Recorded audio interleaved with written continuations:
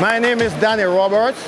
I'm a former Vice President of the National Workers Union and a former National Chairman of the PNP Youth Organization. There are three reasons why I'm supporting Mark Golding and would suggest that you do too. First of all, at this point in time, the most important thing to the People's National Party is unity. And Mark Golding, not by words, but by deeds, have demonstrated that he has the capacity to unify his constituency and has proven himself to be a consensus builder and a consensus leader. The second very important thing is that Mark Golding is umbilically linked to the traditions, principles, and philosophies of the People's National Party.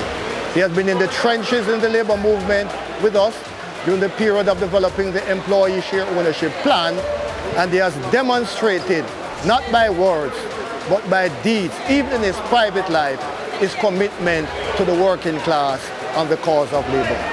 And the third and very important reason is that Mark Golding has also demonstrated, not by words, but by deeds, his honesty, integrity, his managerial ability, his leadership capacity, his understanding of government and governance, and has proven to be a most useful, if not outstanding minister during his time, both in the Senate as leader of the opposition business and as chairman of the PAC.